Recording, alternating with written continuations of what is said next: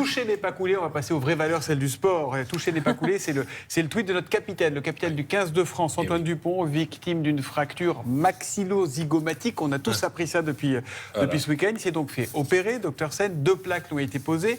On va faire le post-opératoire avec vous ce matin, si vous voulez bien. Est-ce qu'il est vraiment raisonnable, voire est-ce qu'il est prudent d'envisager de voir Dupont rejouer avant la fin de la Coupe du Monde? Bon, je dirais surtout que c'est risqué, évidemment. Parce que s'il a été opéré, c'est pour stabiliser un foyer de fracture. Hein. Ça a été fracturé et on sait qu'il va falloir que l'os se consolide, évidemment.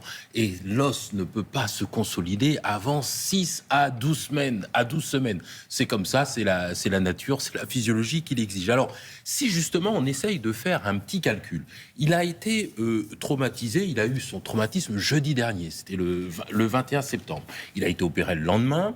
On sait que si le quart de finale est le 14 octobre, la finale le 28 octobre, mais si on prend 6 semaines la consolidation, 6 semaines, c'est-à-dire la version courte de la consolidation, eh bien c'est le 2 novembre. Donc c'est cuit. Donc en tout cas, s'il joue avant, il est peu probable que l'os soit consolidé. Il y aura donc un risque obligatoire. Alors, quels sont les risques ? C'est évidemment qu'il se reprenne un choc sur la pommette.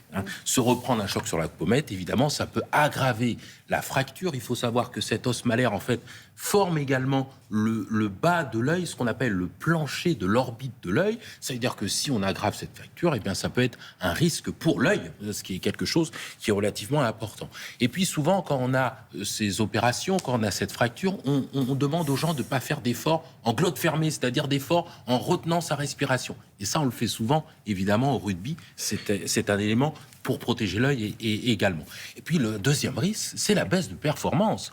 Baisse de performance parce qu'évidemment, il y a l'appréhension, même inconsciente. Il y a l'appréhension, on sait qu'on a une fragilité à ce niveau-là. On modifie sa motricité. Et puis, souvent, quand on a eu ce type de traumatisme, eh bien, on a eu une petite commotion cérébrale associée. On peut avoir un impact. Et ça, le cerveau, eh bien, il fonctionne moins bien, on a une moins bonne performance. Bon, c'est dit, quand on voit le match entre l'Irlande et l'Afrique du Sud, notamment avant-hier, se mettre dessus, mais qui va prendre la décision de le remettre sur le terrain? Alors, ça va être lui au final, mais effectivement... c'est lui qui décide? Alors, ça sera lui, je pense. Il sera conseillé, évidemment, par les spécialistes, par le staff médical, mais effectivement, l'idée, c'est bien sûr de peser le risque, le bénéfice et le risque de tout cela, bien sûr, avoir le meilleur équilibre possible.